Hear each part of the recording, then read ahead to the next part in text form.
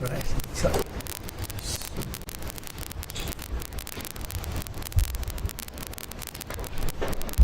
have a little more room over here if you want.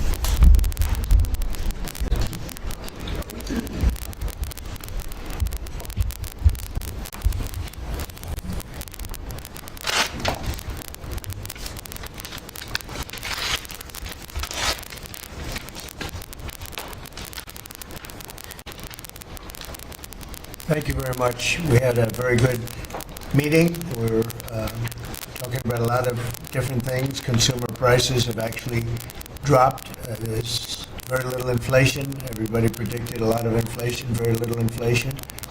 Energy costs are down. Interest rates are probably down. They scatter, but they're probably down. Prescription drug prices are even to down. Doing very well. It's been amazing. We had a big day yesterday. There'll always be transition difficulty, but we had in history, it was the biggest day in history, the markets. So we're very, very happy with the way the country is running. We're trying to get the world to treat us fairly. And this is something that should have been done 25 years ago, and it wasn't. Should have been done 40 years ago, and it wasn't. But no president was willing to take it on, but you had to. It's not sustainable. It wasn't sustainable. And, as you know, without a lot of money being added, this is a lot of money that we could add, the country is making approximately $2 billion a day. And when you think of it, we've never done that before, never come close to it. And the number is probably $3.5 billion a day, and that makes us a very strong country. But we have Scott here and Howard and some of the people that are working on deals, and the biggest problem they have is they don't have enough time in the day. Everybody wants to come and make a deal, and we're working with a lot of different countries, and it's all going to work out very well. I think it's going to work out really very well, but we're in good shape. There's no inflation. There's very little inflation. And I went 4 years without inflation, and I tariffed. I took in hundreds of billions of dollars from China and others, taxes in China.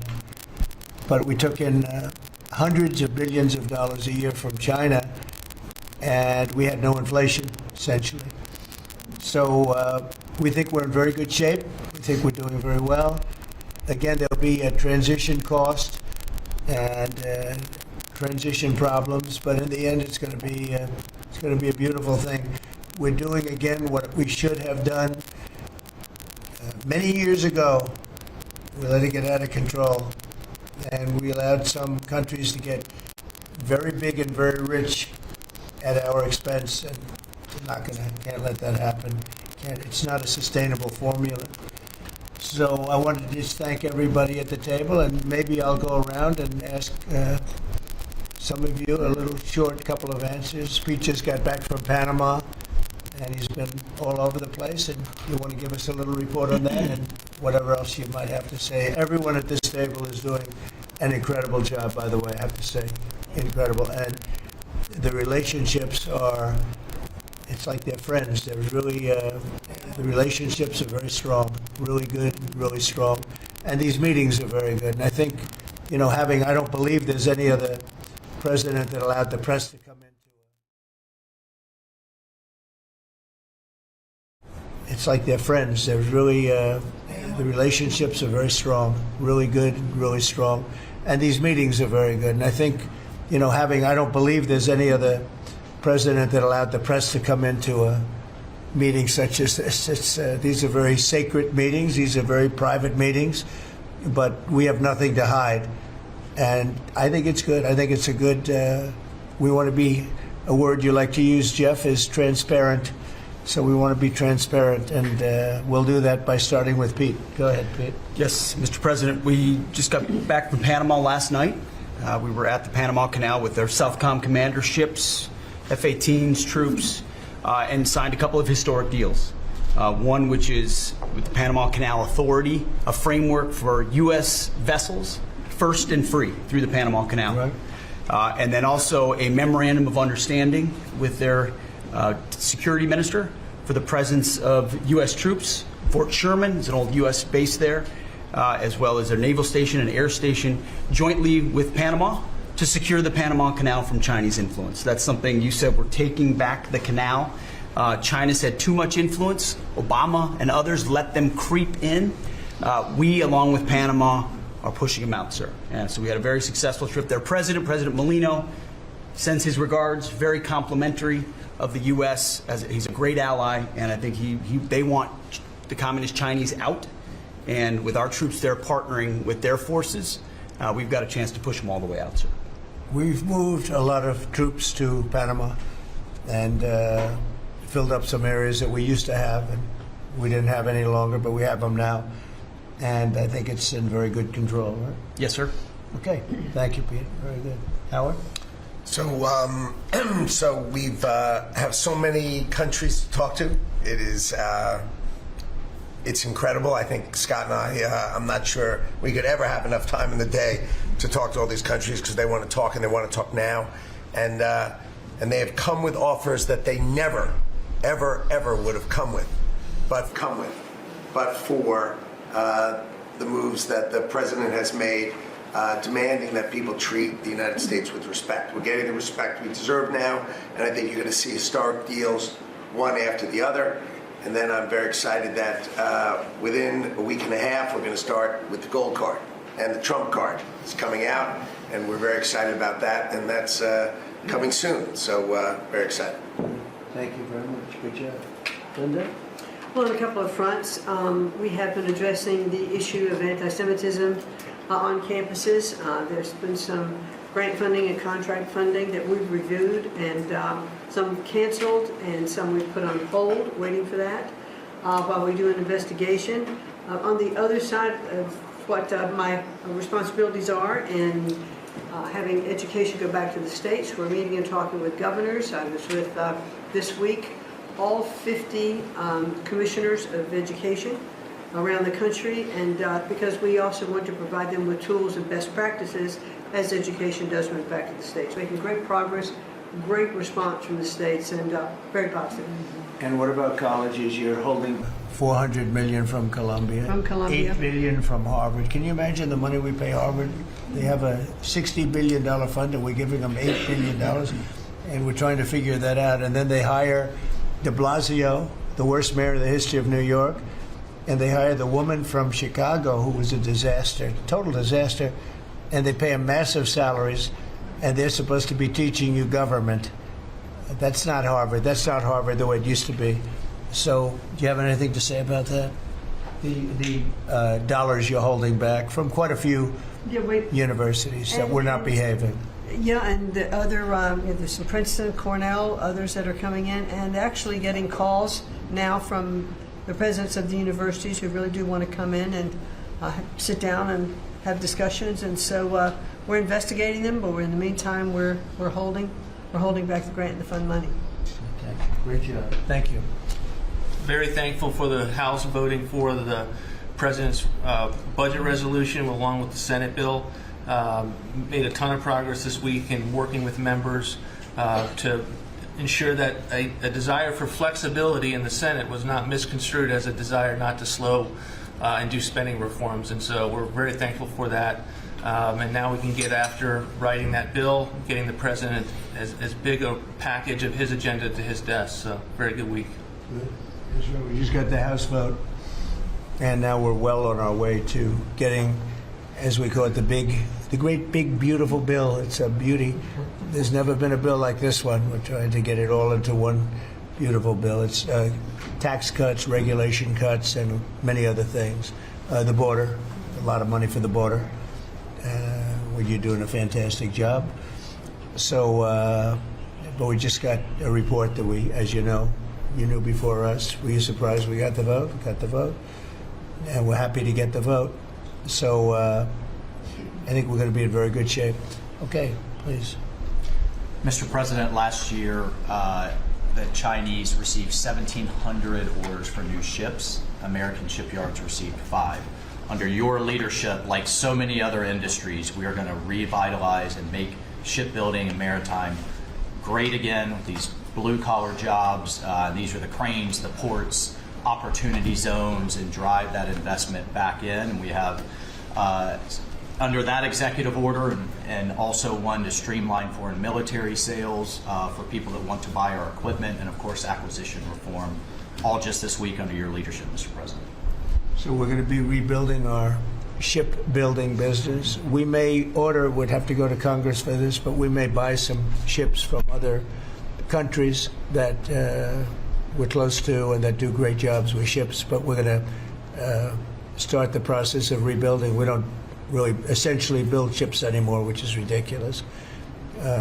It's going to be a very big business for us in the not too distant future. But in the meantime, we have countries that do very well at building ships, and we'll be dealing with those countries, and we may be ordering top-of-the-line ships from those countries, and within a fairly short period of time, we'll be building our own ships. So we'll probably have to go to Congress for that, but we're not going to have a problem. Susie, thank you very much for the job you've done. Go ahead, please. I just want to make sure you know that this cabinet, I think, pretty uniquely collaborates and cooperates and works together to accomplish all that you've asked them to do, and I think they deserve a lot of credit for that. True. You're doing a great job.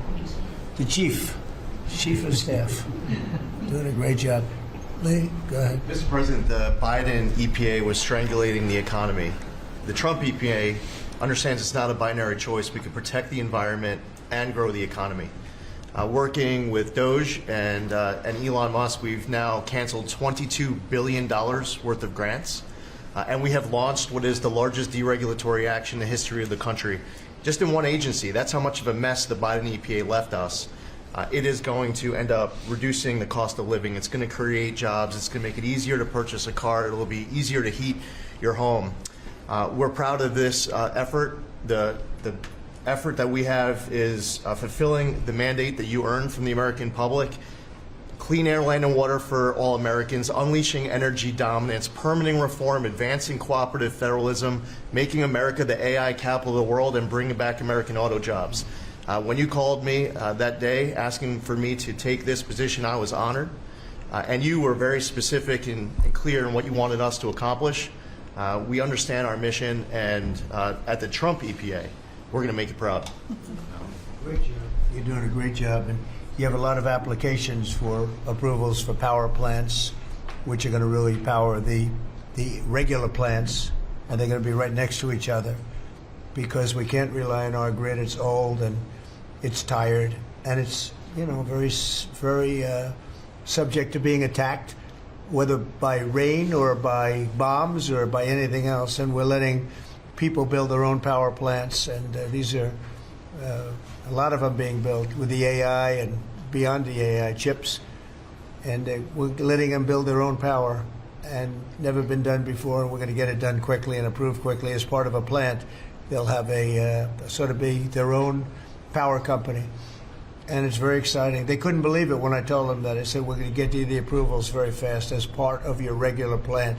You're going to build electric producing plants, and it's very exciting. And they're able to do it very quickly and very well, and you made it possible. Thank you. You have a lot of applications for some of the biggest plants that have ever been built in the world. These are serious plants, aren't they? Huh? Approved. We are open for business. Working with Secretary Burgum, Secretary Wright, we are going to make you proud.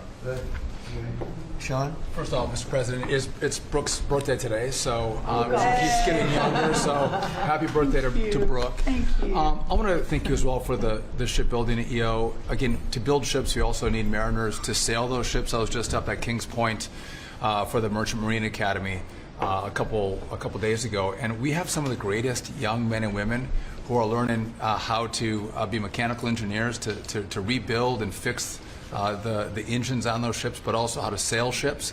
I would tell you that over the past decades, this academy has become, it needs some love. It's been a little bit dilapidated.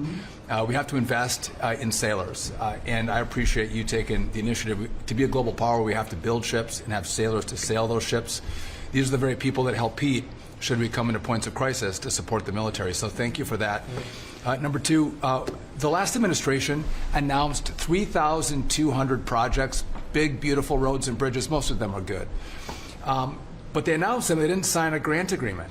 3,200, so the money doesn't go out the door to build the infrastructure in the country. And it's fun to do an announcement. It's actually the harder work to put together these grant agreements. So we're doing the work right now at DOT to get these grant agreements done and build the projects. Most of them are good. And they also put in all of this green and social justice requirements on roads and bridges. We're pulling all that out and putting the money toward the infrastructure, not the social movement from the last administration. Good steel, right, as opposed to green paper mache. Okay, thanks. Great job. Sir, first, we are, I would say, more than friends. We've all become family, and I think that what you have assembled in your vision is a turning point and an inflection point in American history. And so just being a part of that is the greatest honor. So thank you for that. And again, just the relationships here and the honor and respect we have for each other is a reflection of you and your leadership. So I just wanted to say that first. The second thing I want to say is that on behalf of the farmers and ranchers, food security is national security. We have to be able to feed ourselves. And your idea of using tariffs along with deregulation and tax cuts, but your idea of using tariffs to ensure that we are putting forward and putting America first, no one understands that better than our farmers and our ranchers.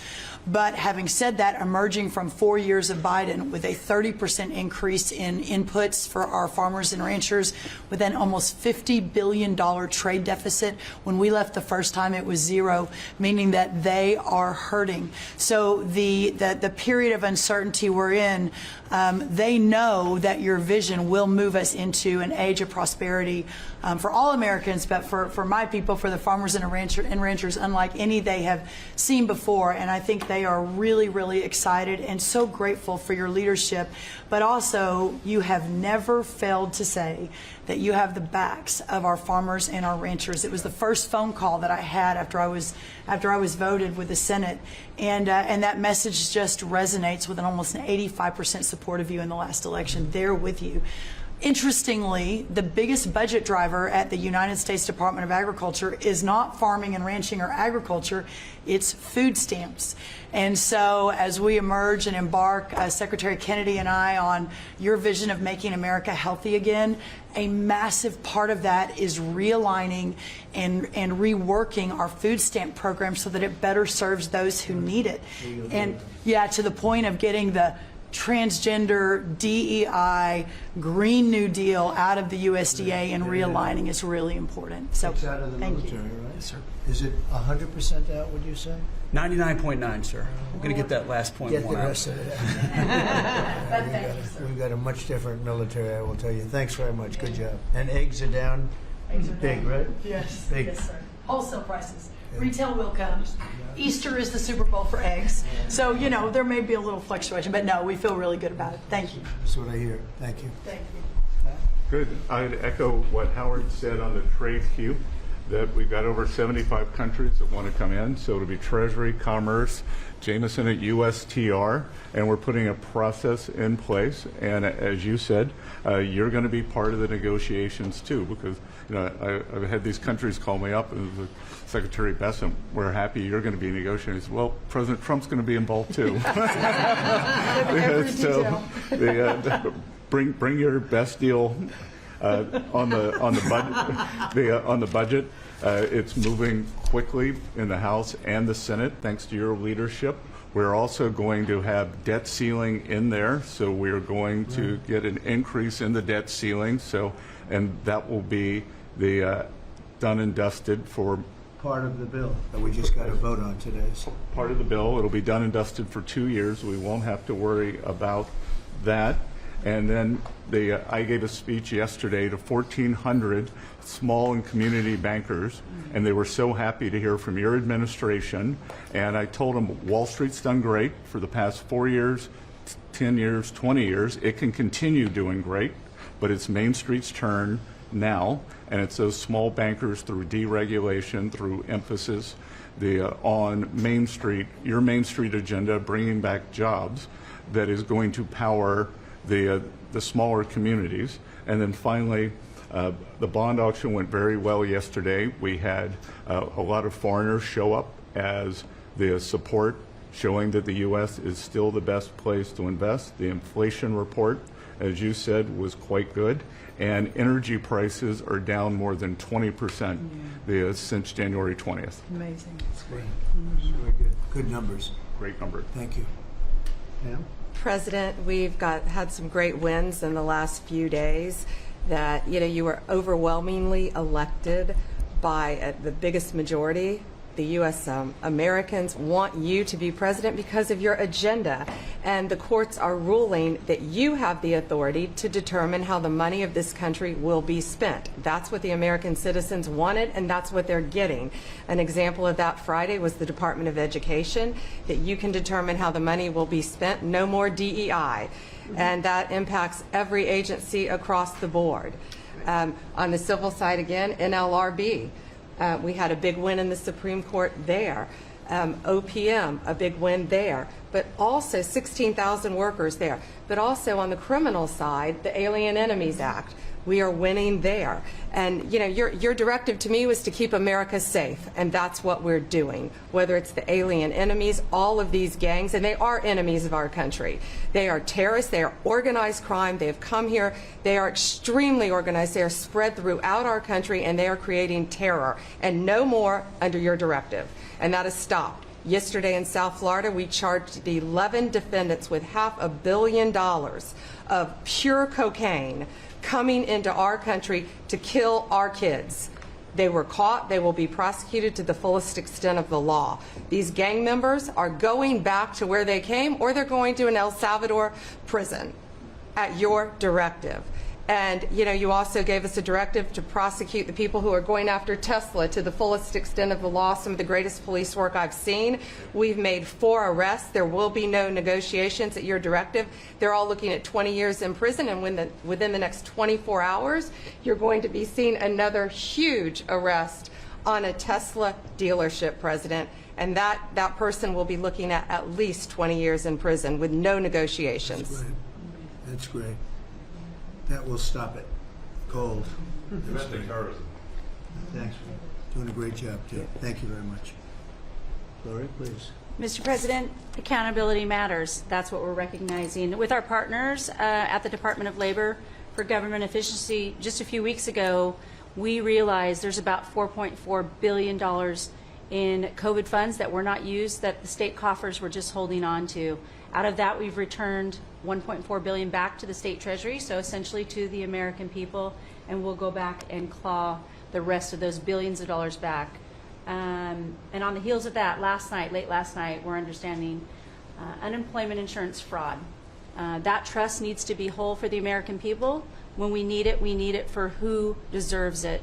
That's not what we're seeing in the numbers that we saw last night, again, exposed by our partners at Doge at the Department of Labor. Since 2020, over $400 million of payments have gone out already.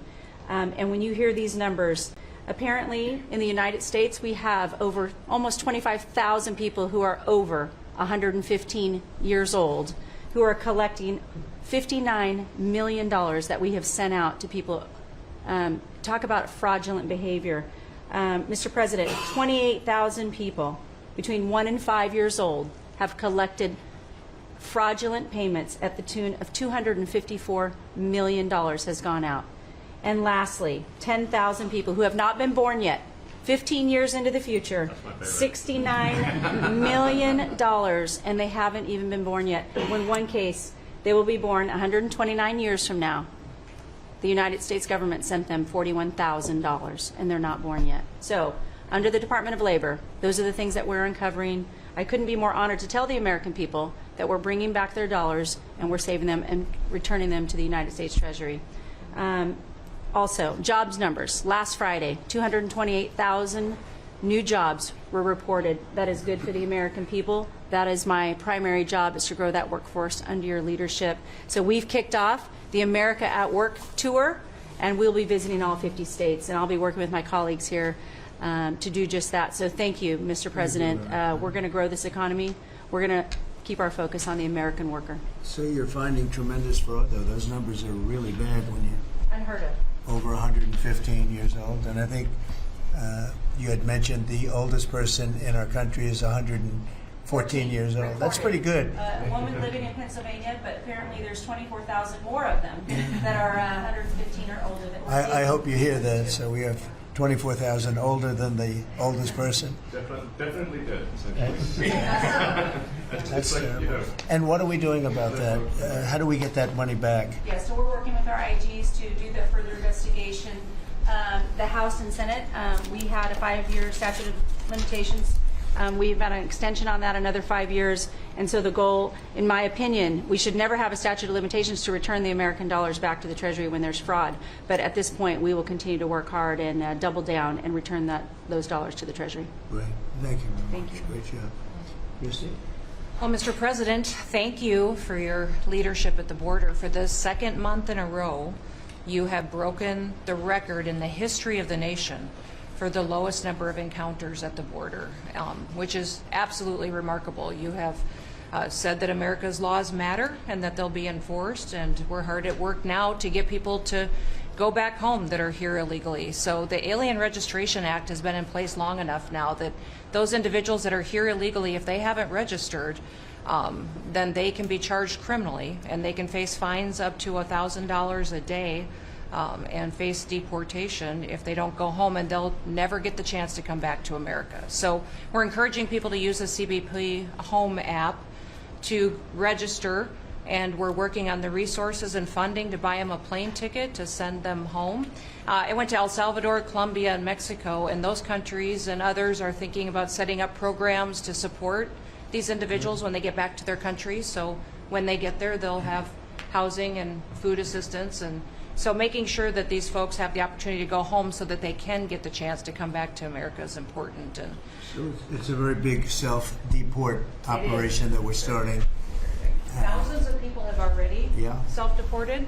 Well, we're just going to, when you have 21 million people that need to go home because they're here breaking our laws, then we need to facilitate that. And I've been working with the governors a lot lately on several different issues. One of them has been on FEMA for recommendations on how to do exactly what you've directed us to do. And then also I sent a letter and communicated with them that they need to be setting up a SCIF.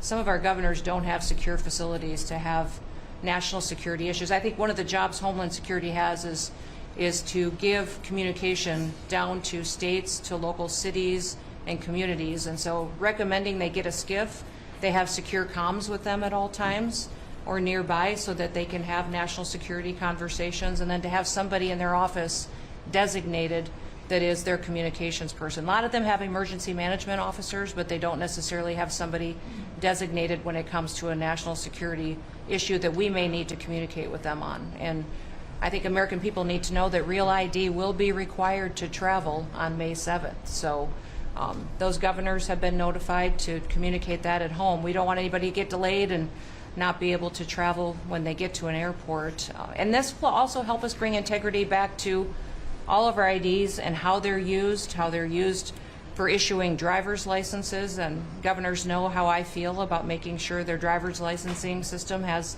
integrity, because a lot of people use their driver's license to vote. And the backbone of our country and the foundation is election integrity. So we're giving all those directions to our governors and communicating that so they can lead on it as well. And we're going to work with people so that if they go out in a nice way, go back to their country, we're going to work with them right from the beginning on trying to get them back in legally. Is that right? They'll get the chance to come back. So it gives you a real incentive. Otherwise, they never come back. They'll never be allowed once a certain period of time goes by, which is probably going to be 60 days.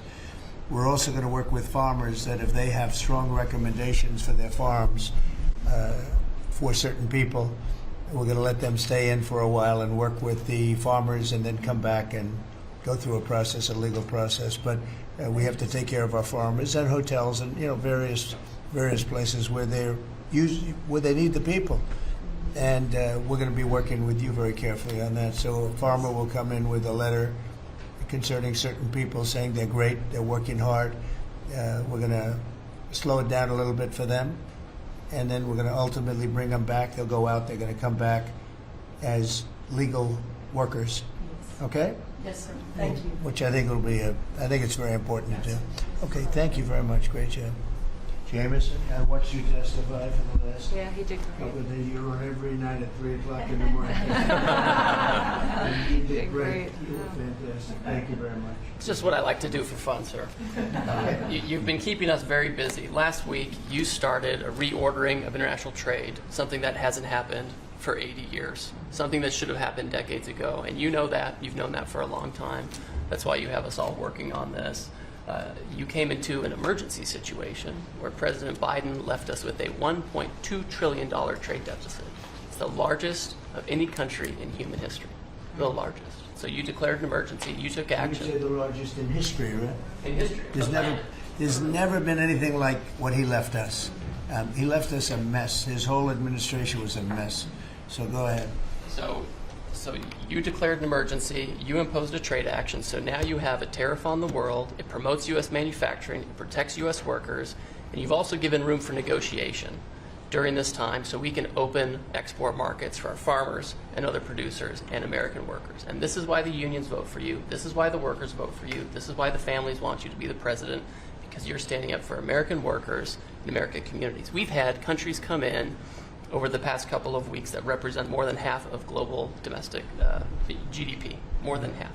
That's who's coming in to talk to you and to your advisors about how to have reciprocal trade, how to have fair trade. Would have happened without you.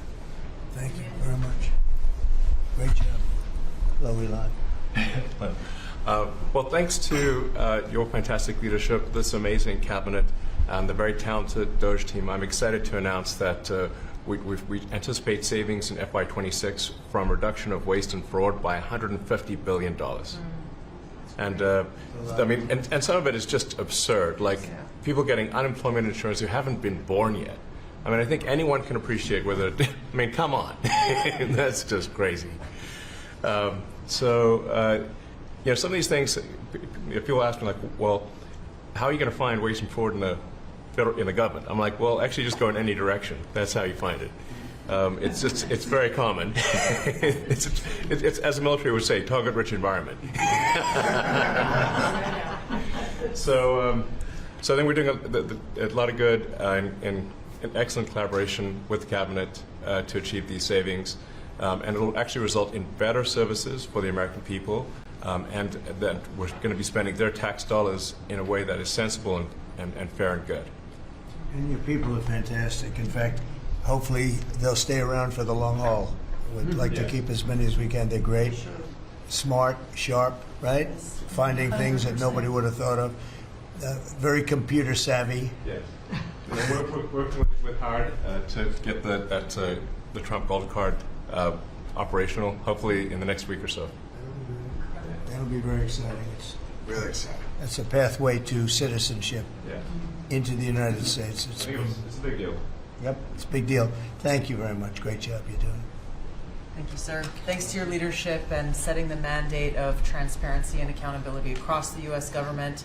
I'm bringing that transparency and accountability to the intelligence community. First and foremost, to make sure that you and your cabinet have that real-time, relevant, apolitical, objective intelligence to best inform, whether it's negotiations for peace, negotiations around tariffs, the great work that you are leading around the cabinet today. Secondly, working with Department of Homeland Security and the FBI to increase our information sharing to achieve your goal of countering the narcotic trafficking and our ability to go after cartels now designated as foreign terrorists. I met with the National Sheriff's Association this week, being able to work to make sure that the information that they are getting on the ground, that local law enforcement is getting on the ground, is being fed back up through to our National Counterterrorism Center, and that we have all of the federal agencies, state and local law enforcement, all on the same page as we are working to make our country safe again. And lastly, sir, as you know, declassification and rooting out weaponization, politicization of the intelligence community is a huge priority. You know more than anyone else the very dangerous and negative consequences of that. I've got a long list of things that we're investigating. We have the best of the best going after this. Election integrity being one of them. We have evidence of how these electronic voting systems have been vulnerable to hackers for a very long time and vulnerable to exploitation to manipulate the results of the votes being cast, which further drives forward your mandate to bring about paper ballots across the country so that voters can have faith in the integrity of our elections. And lastly, we've been scanning. I've had over 100 people working around the clock to scan the paper around RFK, Senator Robert F. Kennedy's assassination, as well as Martin Luther King Jr.'s assassination. These have been sitting in boxes in storage for decades. They have never been scanned or seen before. We'll have those ready to release here within the next few days. That's great. Bobby, how do you feel about that? That's hitting, I'm very gratified to hear. That's hitting close to home, isn't it? No When you kidding. think, I'm thinking about Bobby when that statement's made. I'm very grateful to you, Mr. President. And you'll let Bobby see some of this because, you know, it's very personal stuff. But it's time. I've asked him, and his response is, put it out. The world needs to know the truth. And his uncle that's been out, and anything that hasn't been out, they can go to your offices and see, right? Everything that we have within our possession, it's either online or it's physically at the National Archives and Records Agency. We also have hunters going out, Mr. President, and looking in the storage lockers at FBI and CIA and other agencies, specifically to find if there is anything else that has not been reported. We're actively going out and trying to search out the truth. Okay. Yeah, we want to get it all out. Yes. 100% good. Thank you very much. Good job, guys. Mr. President, on behalf of America's manufacturers, I want to thank you for standing up to the Chinese Communist Party and fighting for our main streets, for our workers, and for those that make things in America. I'm out on a Made in America manufacturing tour, and as I go across the country, people are grateful to have a president who's not just fighting on the tariffs fronts, but to get inflation down, to create jobs. After Biden destroyed 110,000 manufacturing jobs in just his last year, you've already brought back thousands and thousands of manufacturing jobs. So the American worker is grateful. Main Street is grateful for you. And at the agency level, we're making sure that manufacturers have access to the capital they need, but we can't do that if we're not fighting fraud. So we've modified our loan applications to have citizenship verification, to make sure we have birth dates, common sense principles around lending that the Biden administration had waived. They waived $450 million of fees in 1 year. We're restoring that for the American taxpayer. And the American taxpayer, as tax day approaches, April 15th, they need to know that this cabinet, this administration, and thank you Elon Musk and Doge for fighting for the American taxpayer to make sure that their hard-earned dollars are well spent, that they have a return on investment for this country, and that we're fighting for them just as you are every single day. So thank you, Mr. President. Thank you very much. Mr. President, we are working at HHS to advance your agenda to make America healthy again. I'm working with Lee Zeldin to reassess the fluoride rules based upon the August release by the National Toxicity Program of new science that shows a direct inverse correlation between exposure to fluoride and IQ loss, particularly in children. Lee and I were in Utah this week, to announce that Utah became the first state in the country to ban supplemental fluoride. I'm working with Brooke on, and governors now in 24 states who are advancing MAHA legislation to get soda pops off of the food stamp program, off the SNAP program. We've launched Operation Stork Speed to get the bad chemicals out of baby formula. We're working with governors across the country to get good food into the school lunch programs and to get rid of food chemical dyes and other bad chemicals that are in our food. We've shown now that this directly affects academic performance, violence in the schools, and mental health, as well as physical health. We are working with governors across the country to get cell-to-cell or bell-to-bell legislation to restrict the use of cell phones in schools, which again dramatically impacts academic performance. Today we announced a dramatic reduction in animal testing at NIH and FDA. We're going to switch over to AI, which we've now found is much more precise in identifying the impacts of toxics in various products. We're working with Elon, who's done an incredible job to eliminate the redundancies and to streamline operations at all the health agencies and to recalibrate our trajectory to your agenda of making America healthy again. And finally, on the CDC has done an amazing job at getting the measles outbreak under control. We have about 680 cases now in 22 states, compared to the same outbreak in Europe, which is 127,000 cases and 37 deaths. Our numbers in this country have now plateaued, and I want to thank CDC for that. And we're trying to refocus the press. We've had 3 measles deaths in this country over 20 years. And we're trying to refocus the press to get them to pay attention to the chronic disease epidemic as you've asked us to. We have now 38% of American youth are pre-diabetic. This was unknown 30 years ago. Every child that becomes diabetic, there should be a headline about them. We have 100 million adults who are pre-diabetic or diabetic. And we have, we have now, the autism rates have gone from now most recent numbers we think are going to be about 1 in 31. 1 in 12, so they're going up again. From 1 in 10,000 when I was a kid. And we are going, at your direction, we are going to know by September. We've launched a massive testing and research effort that's going to involve hundreds of scientists from around the world. By September, we will know what has caused the autism epidemic, and we'll be able to eliminate those exposures. So big. Think of that. So it was 1 in 10,000 children had autism, and now it's 1 in 31. Not 31,000, 31. That's a horrible statistic, isn't it? And there's got to be something artificial out there that's doing this. So you think you're going to have a pretty good idea, huh? We will know by September.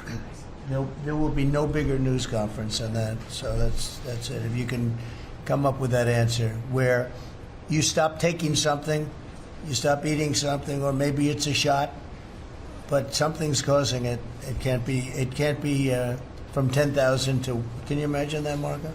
That's a big number. Thank you very much. You're doing great. Thank you, Bobby. Please, Doug.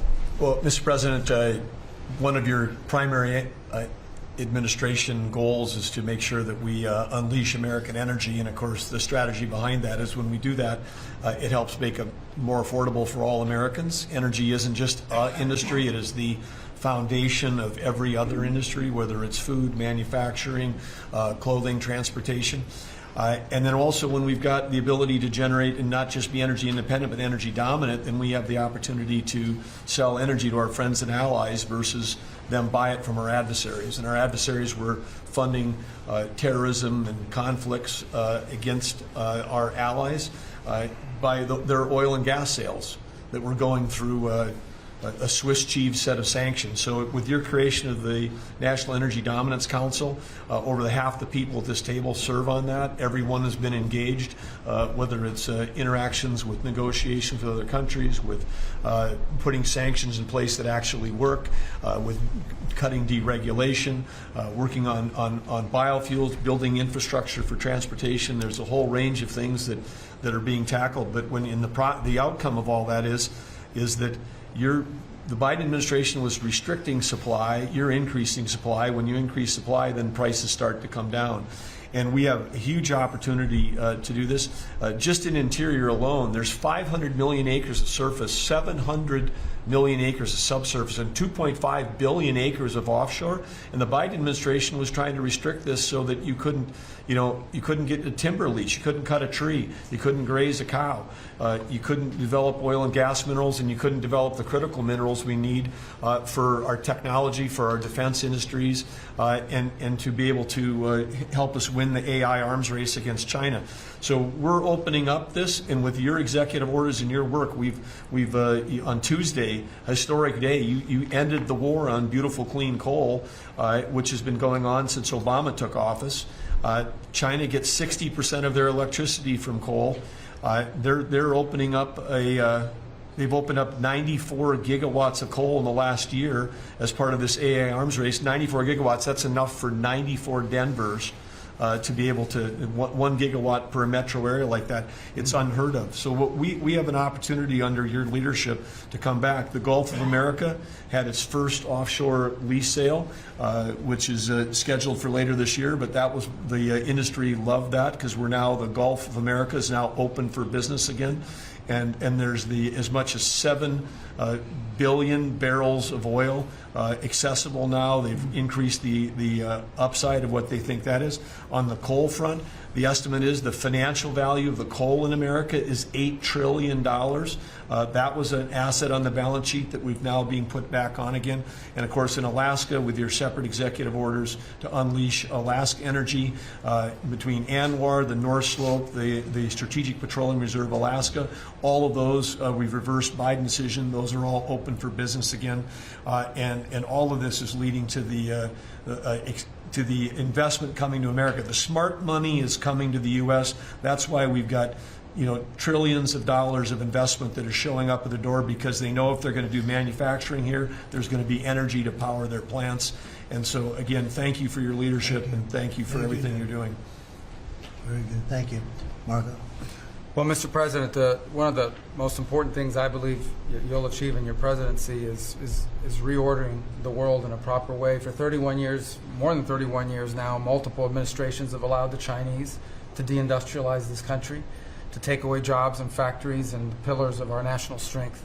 And what you're doing now, I think, is a great service to our country, but ultimately to the world. And I want to congratulate you and your team that's working on that, because it has extraordinary geopolitical implications, as you see, from all these other countries that are now coming here and wanting to join something that actually makes it's crazy to allow these. I mean, basically, we lived in a world where Chinese companies can do whatever they want in America, but our companies cannot do anything over there unless they allow it, and even then they steal our stuff and reverse engineer it. So just reordering all of that has dramatic implications on peace and security of the world, so we thank you. An important meeting, thanks to you, is going to happen on Saturday for the first time in a long time. There'll be direct talks between Ambassador Woodcock and a top-level leader in Iran. We hope that'll lead to peace. You've been very clear what Iran is never going to have is a nuclear weapon, and I think that's what led to this meeting, and we'll wait for him to come back from it, and we're hopeful about that. I would also say that we are receiving, and I think the Department of Homeland Security can confirm this, historic cooperation from countries all over the world. Number one, in taking back their citizens. Every country in the world has to take back people that are illegally in another country, and we have countries that refuse to do it or will kind of ignore our calls. All of them are doing it. The ones that are not are paying a price. And we've also found cooperation in other countries that are willing to take some of these people, some very dangerous criminals. I know the President of El Salvador will be here next week, has really been a good friend of the United States in that regard. These are some of the worst people you'll ever encounter, and Pam knows this, and Christy knows this from the work they're doing. And one last point I want to make, Mr. President, and again, it's under your leadership, it's actually under your executive order. If you come to this country as a student, we expect you to go to class and study and get a degree. If you come here to vandalize a library, take over a campus, and do all kinds of crazy things, we're going to get rid of these people, and we're going to continue to do it. So when we identify lunatics like these, we take away their student visa. No one's entitled to a student visa. The press covers student visas like there's some sort of birthright. No, a student visa is like me inviting you into my home. If you come into my home and put all kinds of crap on my couch, I'm going to kick you out of my house. And so, that's what we're doing with our country, thanks to the President. And last but not least, very important development this week, but both Pam and I were very excited. The finest higher education institution in the United States, University of Florida, is also now the national champions in basketball, and we hope you'll host them here soon, Mr. President. Go Gators. They're coming. They're coming very soon. Congratulations. Well, thank you very much. You're really doing a great job. We appreciate it. Any question? Mr. President, can you give us a reaction to today's stock market drop and also give us a sense of the next steps with China? Well, I haven't seen it because I've been here for 2.5 hours, so I'll be seeing it. I think Scott went out. Scott, do you want to have a statement on that? Sure. Look, the up 2, down 1 is not a bad ratio, or up 10, down 5. And I think as we have talked about, as we go through the queue and settle with these countries who are going to bring us their best offers, we will end up in a place of great certainty over the next 90 days on tariffs. We had very good inflation numbers today. Oil's down. We had a successful bond market, so I don't see anything unusual today. And next steps for China, sir? Well, we'll see what happens with China. We would love to be able to work a deal. They've really taken advantage of our country for a long period of time. They've ripped us off beyond nobody. How people stood for it, sitting in my position, is not even believable. And we're talking about many presidents, not just a couple. But they did, and all we're doing is putting it back in shape. We're resetting the table. And I'm sure that we'll be able to get along very well. I have great respect for President Xi. He's been, in a true sense, he's been a friend of mine for a long period of time. And I think that we'll end up working out something that's very good for both countries. I look forward to it. Mr. President, China retaliated today by reducing the number of American films that can be shown there. What's your reaction to them now targeting cultural exports from the United States? I think I've heard of worse things.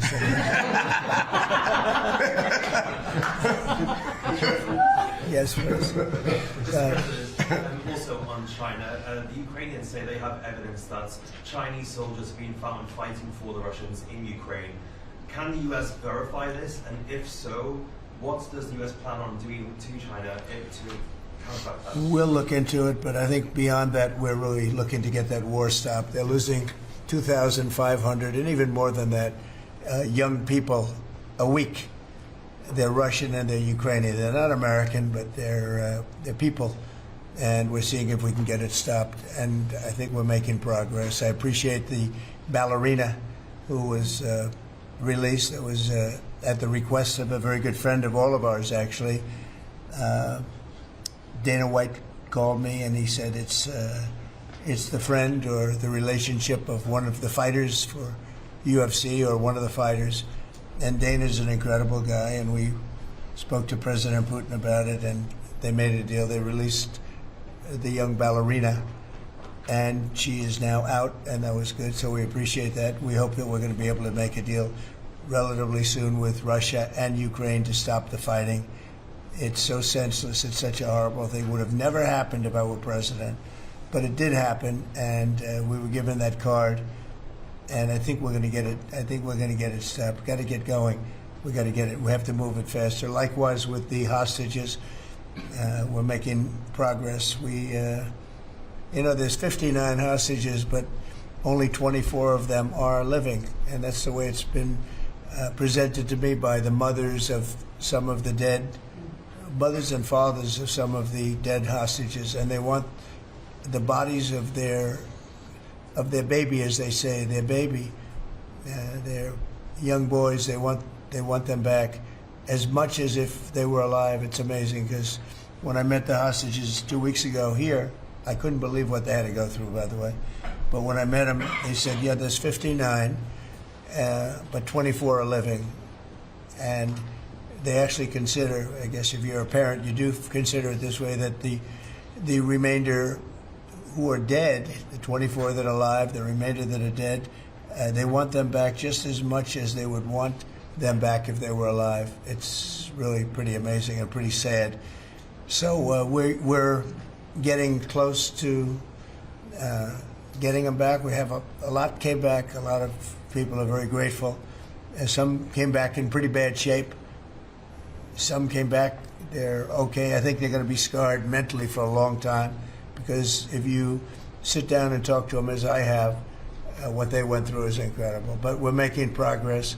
we're dealing with Israel, we're dealing with Hamas, and it's a nasty group. Mr. President, how close are you to the first country coming to actually make a deal with the United States over tariffs? Is it days, months? Well, I think it's very close, but we have to have a deal that we like. We don't want a deal that's going to be a bad deal, or I could make every deal in one day if I wanted to. I could do this all in one day. I could just say, here's what we'll do. And I was saying to the people before, to Scott, mostly to Scott and Howard, and some of the other people that work with us on the negotiations. We have a lot of law firms that have paid me a lot of money in the form of legal fees. We're going to probably use those firms to, if we can, I think we can. I'll make a contribution to the country, but they're great firms. They're the best firms, the biggest, and really the most prestigious. And we may be using them to help you guys out, because you're going to need a lot of lawyers. And I'm not sure Pam's going to be happy if I say, can you send over about 200 lawyers that work on trade? She's working on criminal stuff, and I think that's going to be her focus more than anything else. So we'll find out if we can do that. But we have a lot of lawyers that you've been reading about where they paid $100 million a firm on average. Now we have the final 4 or 5 are at $125 million. So I have a lot of legal fees I could give to you people, and we might as well use them. Hopefully I won't need that many legal fees or that much. I may. Who knows? After it ends, after we leave, maybe I'll need it. But if I do, it's not going to be very pleasant. So I think we're going to try to use these very prestigious firms to help us out with the trade, because we have a lot of countries. But we want to make deals that are proper for the United States, not just we can make deals easily. We want to make them proper. Mr. President, if you aren't able to reach the deals that you want to see at the end of the 90 days, will you put those higher tariffs in place, or will you extend? Well, that's what would happen. I mean, if we can't make the deal that we want to make, or we have to make, or that's good for both parties, it's got to be good for both parties. And then we go back to where we were. Go back to the numbers that you announced last week. I think so. You wouldn't extend the pause? Yeah. We'll have to see what happens at that time. Thank you, Mr. President. You said yesterday you were considering some exceptions for companies. Can you talk about what you're considering? And then also on the reciprocal tariffs, you said they'd be substantially lower. Is the same math formula going to be used, or is that cost out? I'm not considering now for any country or company, but it's possible that I would. But I'm not. We don't have that situation right now. People understand where we are, what we're going to do. But it could happen. It's called flexibility. You have to have certain flexibility. What are you planning on using the money that you're gaining from revenue through the tariffs on? Paying down national debt, reducing taxes, creating good budgets, helping Christie with the border and all of the other things. I built hundreds of miles of wall, as people now understand, 571 miles of border wall in the first administration. But we're going to beef it up, and we're going to add more. And, the numbers are incredible, really. The numbers are what's taken place. We had great numbers, but these numbers are topping my last administration. And Christie and Tom Homan have done an amazing job. But it's an expensive process. This weekend, where they used to have hundreds of thousands of people standing there pouring through the border in Tijuana, Mexico, this weekend they had nobody. You had a man sweeping this massive piece of concrete, which is, the area where they said massive. And I've looked at that during the Biden administration. You couldn't see a piece of that concrete. There were so many people on it. You couldn't, if you had helicopter shots, you couldn't see concrete. Now, this weekend, you had nobody there but a man with a broom sweeping it and cleaning it up. Pretty amazing. It's really an amazing job. But it will be used for that. It'll be used for a lot of things. It'll be used by the Department of Justice for doing a great job. Pam is doing a fantastic job. So it's going to be used for a lot of different things. Mr. President, on the 10% tariff, is that a basement? Is that the It's a baseline. Can countries negotiate that to bring that It depends on what they're adding. Some countries we have massive deficits with, or they have big surpluses with us, and others it's not that way. So it depends. That's why it's really they're all different. Every country is different Some have certain advantages that others don't have, and certain things. We have some. China has a surplus of $1 trillion. I mean, the numbers are crazy, and others have basically no surpluses. You know, we have some that are pretty even, but they hurt us in other ways, and we just want to get that taken care of. So it's everyone is a little bit different. So are you negotiating with the EU as one bloc or individual nations for the tariffs? We're looking at it as one bloc. They've been very tough, but they were very smart. They were ready to announce retaliation, and then they heard about what we did with respect to China and others, but China, and they said, you know, we're going to hold back a little bit.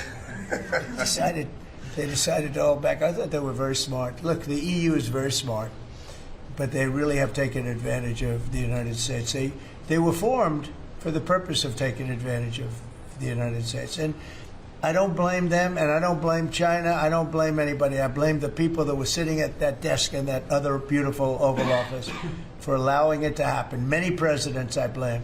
They should have never allowed it to happen. And I'm doing something that a lot of them wouldn't want to do. But I'm here, I do those things, and we're going to make this country great again. We were taken advantage of by almost everybody. I sat back in the last administration. I would actually read them. I don't have to read them now. I know them so well. I would read some of these documents that were signed, deals, and I said, who would do a deal like this? Who would do it? You've seen it, Elon. Yeah. I'd look at deals where it's so one-sided. Even we have a deal with Japan, and we get along great with Japan, and we had the Prime Minister here. He was fantastic. As you know, Abe was great.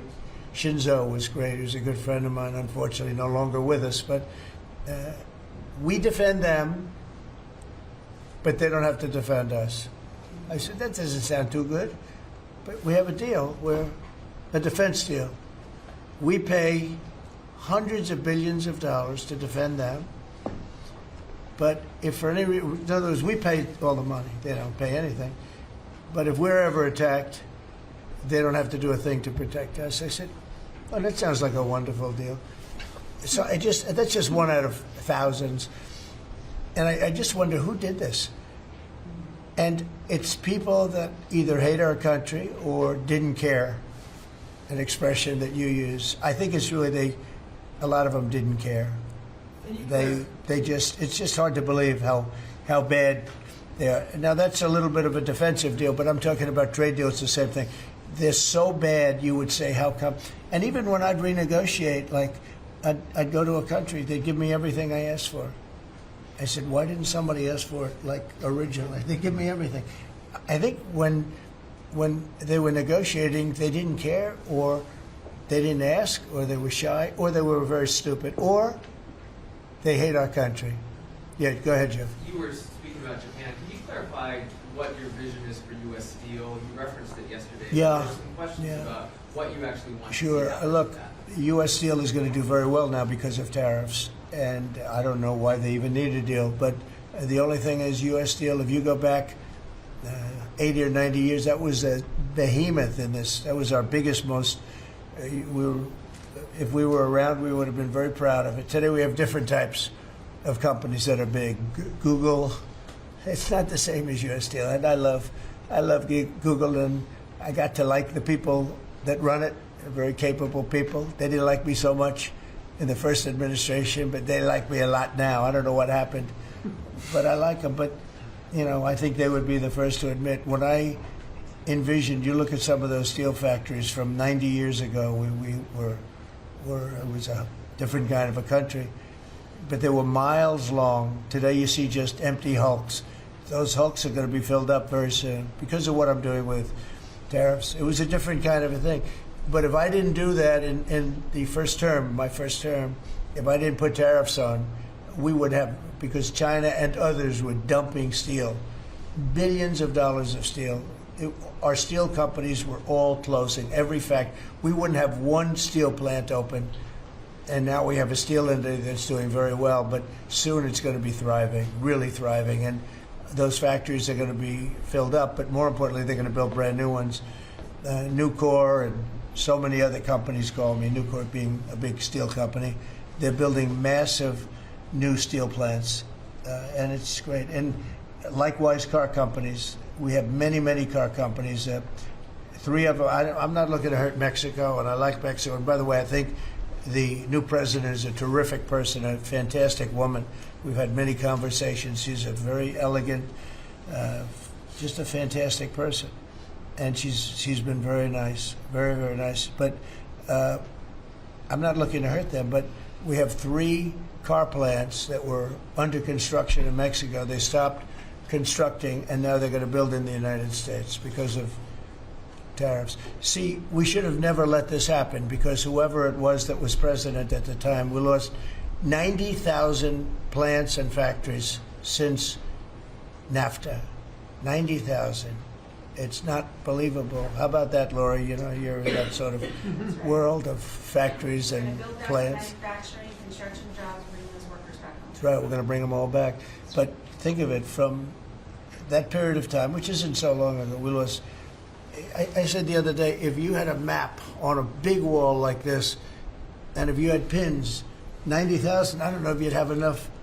I don't think you'd have enough room on the map to put the pins. 90,000 factories that we've lost since NAFTA. And it's not even, and about 6 million jobs, but really, I think probably a lot more than that, but they say 6 million jobs. We're going to bring many of that back. I think we're going to bring more than all of it back. We're going to be better and stronger than ever before. But if a president, when they were leaving, said, look, you can leave, but if you're going to build a factory someplace else, and you think you're going to come and sell your steel or your car or any product that you make, your pharmaceuticals, which we're going to do, we're going to get them all back. But if you think you're going to all they had to do is say this, and they wouldn't have left. You know, I said it the other day. I said it with respect to, I made a speech a year ago, and I told them if I win, we're going to charge a big, big tariff at the border. And people were thinking about building in Mexico a car plant. And I said, we're going to have a big tariff. So if you want to build a car, you're going to have to pay 25% more than the cost of that car. You're going to have to pay 25% tariff at the border. They would have never left. They could have kept everybody. If a president said, if you leave this country, you leave Michigan, you leave Detroit, you leave anybody, any of our states, because to me they're all the same. I love them all. I love them all, and I probably won them all, but they say I won most of them, but I think I won them all, but that's okay. But all you had to say if you were the president is, if you leave and you think you're going to now fire all those workers, leave all that, everything behind, and you're going to build in another country and sell it any, and no, you're not going to. You're going to pay 50% or 100% tariff. They would have never left. And all you had to say, Marco, all you had to say very simply is, you don't have to write it down. All you have to do is say it verbally. If you leave, you're going to pay 100% tariff. Therefore, don't leave. They would have never left.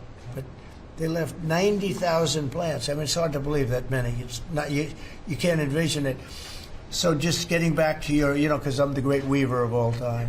To weave, you have to be a genius. To go on tangents, anybody can do that. But we'll get back to your original U.S. Steel. U.S. Steel is a big name in this country. Babe Ruth is a big name. We have a lot of big names, but not too many. U.S. Steel is one of the great names in the history of our country. And normally I wouldn't mind so much. I wouldn't be thrilled with it. But to buy for a foreign country, and we love Japan, but for a foreign country to buy that cherished U.S. Steel brand, that's hard for me to do. And maybe somebody else may want it. The company Nippon that's involved with it is a big, powerful company who do a good job. But why can't they just build a plant themselves? I mean, why do they have to, take U.S. Steel? So as you know, I rejected the deal. Now they've come back in a different form. They're coming back as an investor. And I feel better about that, I guess. But, I know them very well. I know the thinking. It's the investor. They'll invest, and somebody else maybe is sitting in this chair, and they will no longer have an investment. They'll have the whole thing. You know, that's the way it works. They're very smart. They're very, very smart people. We're dealing with very smart people throughout the world. Great geniuses, actually. Look what they've done to our country.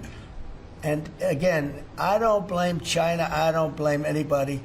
If I could have done it, if I were in that position, I'd have great respect. I have great respect for the people. They ripped off the United States, and all we had to do, have a president that knew what the hell was going on, and none of those countries would have left.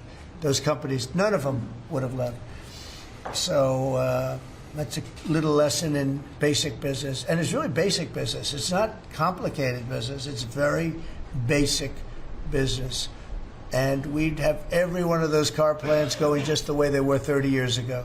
None of them would have left, but now they're coming back. Mr. President, the Labor Department has confirmed that $400 million went to fake people for unemployment benefits. Yeah. What are your initial reactions? I think it's terrible. I just heard it from Lori, and I appreciate it, and you heard it from Elon's people, right? That's right. Elon's done a fantastic job. Look, he's sitting here, and I don't care. I don't need Elon for anything other than I happen to like him. But I'm telling you, this guy did a fantastic job. I don't need his car. I actually bought one because, and they said, "Oh, did you get a bargain?" No. I said, "Give me the top price." I paid a lot of money for that car. But honestly, he makes a great car. You know what I do with it? I let the people in the office drive around in it. Margot and Natalie, and they're all, Chamberlain, they're all driving around the most beautiful car. It's gorgeous. But I did that as a sign of, just a show of support. Numerous people have done that. Just a show of support. Because, you know, he's done a fantastic job, but he hasn't been treated properly. Hasn't been treated properly. Yeah. Mr. President, can you talk to us about your communications with China? Has President Xi reached out at all since the tariff? Well, I don't want to say who's reached out. I just say that I think it's going to work out, hopefully well. Including TikTok? They're very big. It's hard to get over, if you're me, what they've done to our country. They've destroyed our economic base to a large extent. The good news is we're very vibrant, and we're going to get it back fast. We already have. Look, we're making $2 billion a day now, and during Biden, we were losing $3 billion a day. Biden was a disaster. He was the worst president in the history of our country. And, you know, to me, worse than that, because the money you can make if you have the right guy in this position, worse than that was what they did on the border. By allowing the jails of the world, not South America, all over the world, to be opened up so that we take everybody from Africa, Asia, South America, Europe, the bad ones. They opened up their jails and they dumped them in the United States. And now this beautiful young woman who seems to be, boy, she loves what she does, though. I think she loves what she does because she's a patriot. She hates to see it. And Tom and all the people. But for us to spend, you know, hundreds of billions of dollars this is just, I don't know. They either hated the country. Who would do this? Who would want millions of people to pour through an open border? We have no idea who the hell they are. And just walk right through. And half of them, whether you like it or not, you could look at them and you could say, they are not going to help us. These are some rough people. But they'd empty out their jails, and they'd empty out their mental institutions, insane asylums, and they let them into the United States of America. And inflation we can fix, and all of the other things we can fix. We'll get it going.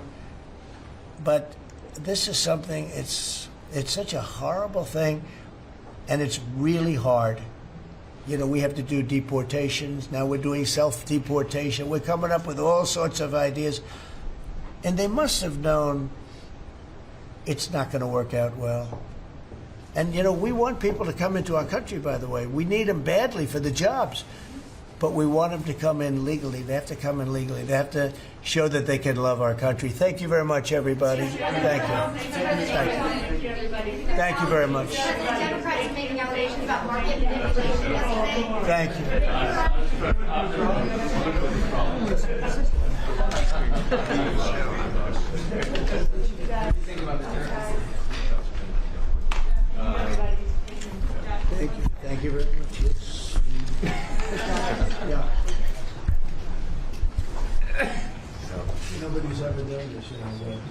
We let the press, let's have the cameras go. We just have to Or we let the, no, no, they have cameras.